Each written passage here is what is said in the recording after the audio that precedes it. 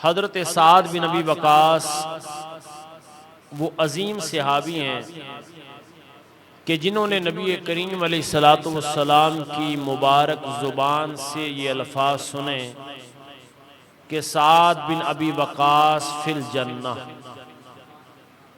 कि मेरा साद जो है ये जन्नती है। साद बिन अबी वक़ास जन्नती है। हज़रत साद बिन अबी वक़ास रज़ी अल्लाह ताला अन्हु फरमाते कि अभी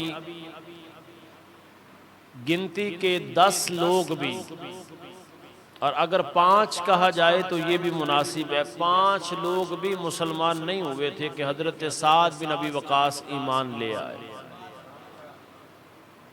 फरमाते तारीख की कुतुब में आता है कि हज़रत साद बिन अबी वक़ास की उम्र मुबारक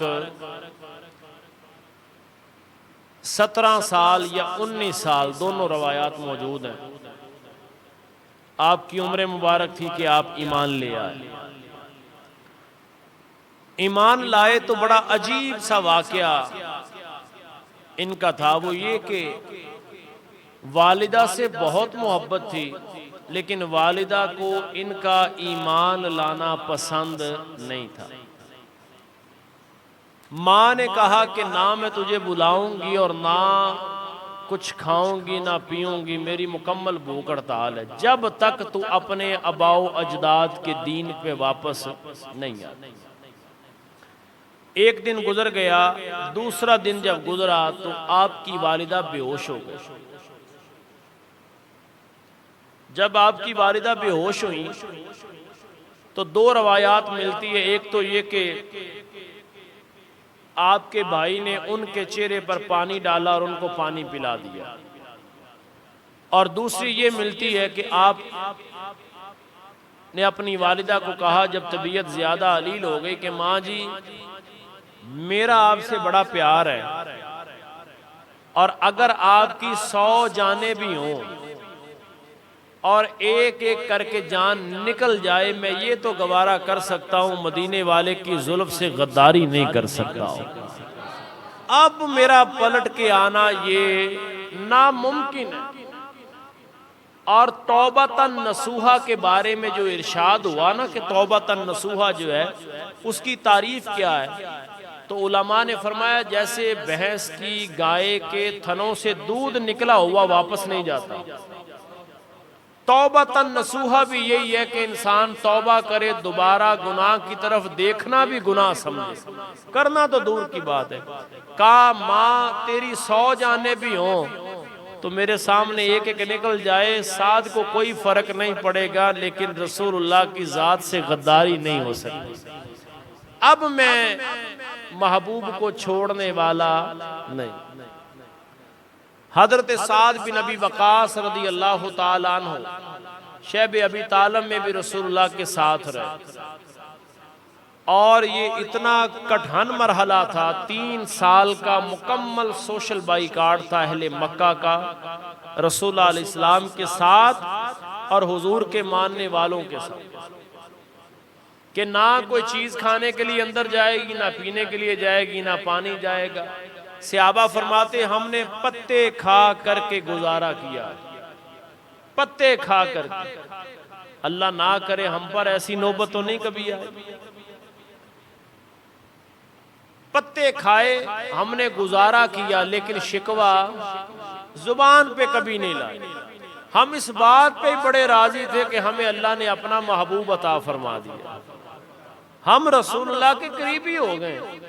हजरत साद बिन अबी वक़ास रज़ी अल्लाह ताला अन्हु की जात फरमाते शैब अबी तालिब में भी जो अहले मक्का ने किया, और वो मुआहदा इतना सख्त था, उसकी तहरीर उन्होंने काबे की दीवार के साथ लगाई हुई थी।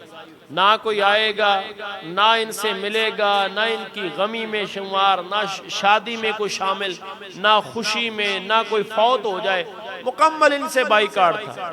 फिर हुआ ये कि उन्होंने मुआहदा खुद ही तोड़ा, मुआहिदा खुद ही तोड़ा। और तोड़ा भी क्यों, मेरा बहुत सारा किताबों में लिखा है, लेकिन मेरा अपना ज़ौक़ ये कहता है मुआहिदा उन्होंने इसलिए तोड़ा होगा कि भाई हम काफिर तो हैं, गैर मुस्लिम तो हैं, लेकिन पूरे मक्के में मोहम्मद जैसा सोना नजर तो नहीं आता है, तो उनसे हम ठीक है नहीं मानते, लेकिन चलते फिरते कभी दीदार तो हो ही जाता है। ये तो ऐसा मुआहिदा किया। और दूसरा ये था कि वो काबे की दीवार के साथ जो लगाई थी, उन्होंने तख्ती लगाई थी, जो स्लेट लगाई थी, जो चमड़ा लगाया था, उसको दीमक खा गई। मुआहिदा वैसे ही अल्लाह की जानब से भी फारिग हो गया। तो हजरत साद बिन अबी वक़ास उस लम्हे भी रसूलुल्लाह के साथ रहे। ये नौजवानों के लिए बड़ी जरूरी बातें हैं, उस लम्हे भी हुजूर के साथ रहे। देखिए जो लोग अहले सुन्नत का ये अकीदा है कि जमाते सहाबा सारी की सारी कयामत तक आने वाला हर वली भी किसी एक सहाबी की शान का मुकाबला नहीं कर सकता, लेकिन जो सहाबा किराम बदर और ओहद के बाद मुसलमान हुए, क्या वो पहले सहाबा के बराबर हो सकते हैं? जो पहले सहाबा हैं उनके मुकाबला तो नहीं कर सकते, और सारे सहाबा मिल करके रसूलुल्लाह के जो चार यार हैं उनका मुकाबला तो नहीं कर सकते ना। लेकिन अगर नफ्से सहाबियत में देखा जाएगा तो सारे बराबर हैं। बाकी मकाम और मर्तबा रसूलुल्लाह अलैहिस्सलातु वस्सलाम ने जो उन्हें अता फरमाया, बड़ी प्यारी बात किसी ने कही। उसने कहा कि 40 साल में ऐलान नबूवत किया, 12 साल बाद नमाज बाकायदा जमात हुई, 12 साल बाद मेराज की रात। वैसे मुनफरिद तौर पे, इनफरादी तौर पे मुसलमान अल्लाह की याद करते, इबादत करते, नमाज पढ़ते, लेकिन जमात और बाकायदा अजान ये 12 साल बाद हुई। कहते इन 12 सालों में सहाबा ने किया क्या है कि अबू बकर सिद्दीक अकबर बन गए। सुभान अल्लाह कह सकते हैं भाई, अबू बकर सिद्दीक अकबर बन गए, हजरत उमर फारूक आजम बन गए, उस्मान गनी बन गए, मौला अली शेर खुदा बन गए, बिलाल आशिकों का इमाम बन गया। तो एक मजजूब ने बड़ी सोहनी बात की, उसने कहा 12 सालों में सहाबा ने या नबी की जात पे दरूद पढ़ा या नबी का दीदार किया। इसी कमाल ने और दरूद ने और दरूद वाले के दीदार ने उन्हें ये मकाम दिया। कुरान फरमाता उलाइका अलैहिम सलावातुम मिर रब्बिहिम व रहमा, यही वो लोग हैं जिन पर अल्लाह का सलाम भी और अल्लाह की रहमत भी। हजरत साद बिन अबी वक़ास रज़ियल्लाहु ताला अन्हु की जात, वो फरमाते मैं किसी वजह से बदर की लड़ाई में शामिल ना हो सका, बदर की लड़ाई में, लेकिन दिल में हसरत रह गई कि काश मैं बदर में शामिल हो, काश मैं बदर में शामिल हो। अब उन्होंने क्या बात कही, उन्होंने कहा या अल्लाह तू अगर मुझे बदर में, अगर ओहद में मौका दे या अगली लड़ाई में मौका दे, या अल्लाह तू देखेगा साद बिन अबी वक़ास करता क्या, साद बिन अबी वक़ास करता क्या। इसका माना क्या था कि मालिक को मौला जो भी होगा होगा तेरी अता से, लेकिन दुनिया भी देखेगी और खालिक तू भी देखेगा कि साद करता क्या है। ये वो मकाम है। इकबाल ने कहा खुदी को कर बुलंद इतना कि हर तकदीर से पहले खुदा बंदे से खुद पूछे बता तेरी रजा क्या, तू देखना साद क्या करता है। फरमाते ओहद के मैदान में मौका मिला, मैं अपनी झोली में खजूरें रखी और खा रहा हूँ, खजूरें खा रहा हूँ। फरमाते कुफार ने ललकारा। अब जानते हैं कि ओहद की लड़ाई मुसलमान हार गए, फिर जीते। यहाँ लोग जो बड़े लूज पॉइंट उठाते हैं, मैंने इस मौजू पर भी गुफ्तगू की है बहरहाल। तो हजरत साद फरमाते कि मैंने वो खजूरें फेंकी। तरीका जंग का ये था कि एक मुसलमानों की तरफ से बंदा जाता और एक कुफार से आता, वो आपस में लड़ते, मुसलमानों का शहीद होता या दूसरा वासिल जहन्नम होता, तो फिर दूसरा बंदा उनकी तरफ से जाता। साद फरमाते कि उनकी सफ़े बंदी हुई थी, मैं उनकी सफ़ों में घुस गया, उनकी सफ़ों में खुदी को कर बुलंद इतना, कहते मैं उनकी सफ़ों में घुस गया। अक्सर लोगों की ये बात है, कहते हैं यार मुकद्दर में लिखा था, तकदीर ऐसी है, किस्मत ऐसी है। एक अल्लाह वाले ने बड़ी खूबसूरत बात की, उसने कहा तुम तकदीर के ऊपर सवार हो जाओ, तकदीर के नीचे नहीं, तकदीर के ऊपर सवार हो जाओ, फिर जैसा तू कहता रहेगा रब तकदीर भी वैसी बनाता चला। हजरत साद बिन अबी वक़ास कहते रसूलुल्लाह अलैहिस्सलातु वस्सलाम ने मुझे वो दुआ दी जो मेरे अलावा किसी को नहीं दी। वो दुआ क्या थी?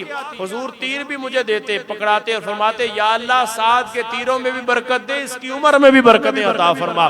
फरमाते यही वजह है मेरा कोई भी तीर कभी खता पर नहीं गया था। हजरत साद फरमाते मैं लड़ा उहद के मैदान में और कुफार के मजमे में जाके, उनकी सफों में जाके, उनकी जमात में घुस गया और फरमाते तलवार चलाता जाता, मुझे नहीं पता कि कौन कौन वासिल जहन्नम हो रहा था। हजरत साद बिन नबी वकास को अल्लाह ने ये मकाम भी दिया कि नबी पाक अलैहिस्सलातु वस्सलाम इन्हें फरमाया करते थे कि साद बिन नबी वकास तो मेरा मामू है, साद बिन नबी वकास मेरा मामू है। हुजूर फरमाया करते और मस्जिद नबी में बैठ करके सहाबा बैठे होते, हुजूर फरमाते साद बिन नबी वकास मेरा मामू है, बताओ तुम में से किसी का है ऐसा मामू? सुभान अल्लाह। हुजूर फख्र करते, फरमाते बताओ तुम में से है किसी का ऐसा मामू जैसा मेरा बाएतमाद मामू है कोई ऐसा? वो कैसे? हजरत साद थे बनु जोहरा कबीले के। किस कबीले के? बनु जोहरा कबीले के। और नबी पाक की वालिदा कायनात की सारी माएँ जिनकी कदमों की धूल पर कुर्बान है वो नबी पाक की माँ है, हजरत सैयदा आमिना रदी अल्लाह ताला अन्हा। यार वो कैसी बख्तों वाली माँ है। आज किसी का बेटा MPA है, MNA है, वजीर है, मशीर है, वजीर आला है, वजीर आजम होगा, सदर होगा। कोई हजरत ईसा की माँ भी है, प्यारे मूसा की माँ भी है, यहया ज़करिया की माँ भी है, हजरत नूह की भी होगी। लेकिन कल क़यामत के दिन आप दिल पे हाथ रख के बताएं मोहम्मद की माँ का टौर ही निराला होगा, रसूलुल्लाह की वालदा का अंदाज ही निराला होगा कि मैं वो महबूब की माँ हूँ जिसके लिए अल्लाह ताला बाबे रहमत खोलेगा, और मेरा बेटा वो बेटा है कि जिसके लिए अल्लाह ताला शफाअत का दरवाजा खोल करके कहेगा महबूबा जिसको दिल चाहता है बाजू से पकड़ के जन्नत में ले जा। वो अल्लाह के बंदो होश के नाखून लो, अगर मेरी और आपकी शफाअत रसूलुल्लाह के कहने से हो सकती है और मैं और आप रसूलुल्लाह के कहने से जन्नत में जा सकते हैं, तो क्या रसूलुल्लाह के माँ बाप जन्नत में नहीं जा सकते? ऐसे इल्म को हम नहीं मानते और ना ऐसी तहकीकों की लोड़ है कि रसूलुल्लाह के वालिदैन जन्नत में नहीं जाएंगे। मैं और आप जन्नत में बाद में जाएंगे, मदीने वाले के माँ बाप जन्नत में पहले दाखिल हो जाएंगे। हजरत आमिना रज़ी अल्लाह ताला अन्हा आप भी बनु ज़ोहरा कबीले की थी और हजरत साद बिन नबी वकास भी बनु ज़ोहरा कबीले के थे। तो रसूलुल्लाह अलैहि सलाम इस निस्बत से कहा करते थे। एक वक्त था देहातों में क्या होता था कि जो दामाद होता था वो पूरे गांव का दामाद होता था, टांगे वाला भी किराया उससे नहीं लेता था। अगर वो हजाम के पास गया है तो वो भी करा पैसे कि भाई ये हमारे गांव का दामाद है। लोग कहते हैं वो जाहिल थे, मैं कहता हूँ वो रसूलुल्लाह की सुन्नत पे अमल करने वाले। वो जाहिल लोग नहीं थे, भाई ये हमारा दामाद है, पूरे गांव का दामाद है, लोग उसका हया करते। नबी पाक ने फरमाया साद मेरा मामू है। क्यों? फरमाया जिस कबीले से इसका ताल्लुक है उसी कबीले से मेरी माँ हजरत आमिना का ताल्लुक। और हजरत साद रज़ी अल्लाह ताला अन्हु नबी पाक अलैहिस्सलाम से इश्क और मस्ती और मोहब्बत सहाबाए किराम से बढ़ के कायनात में रसूलुल्लाह से मोहब्बत कोई नहीं कर सकता, कयामत तक नहीं कर सकता। नबी पाक अलैहिस्सलातु वस्सलाम की ज़ाते पाक हजरत आयशा सिद्दीक़ा फरमाती हैं नबी पाक अलैहिस्सलातु वस्सलाम एक दिन किसी सफ़र से आए तो आप लेटे, और लेटे तो आपको नींद नहीं आ रही थी, करवटें बदल रहे थे। और हुजूर फरमाते कि काश आज कोई मर्द साले आके मेरा पहरा दे। पता चला कि पहरेदार मुहाफिज रखना ये भी सुन्नत है, ये भी सुन्नत है। कोई मुहाफिज आके मेरा पहरा दे। हजरत आयशा सिद्दीक़ा फरमाती अभी ये बात हो ही रही थी कि किसी के हथियारों की आवाज आई। फरमाते जैसे ही आवाज आई तो हुजूर ने फरमाया कौन है? अर्ज की महबूबा साद बिन नबी वकास आपकी बारगाह में हाजिर है। रसूलुल्लाह ने इरादा फरमाया, साद बिन नबी वकास आ गए। हजरत साद बिन नबी वकास रसूलुल्लाह की बारगाह में हाजिर हुए। फरमाया साद कैसे आना हुआ? अर्ज की महबूबा मेरे दिल में ख्याल पैदा हुआ, मेरे दिल में ख्याल पैदा हुआ। ये कैसी बातें हैं, दिल से दिल को राह होती है, दिल से दिल को।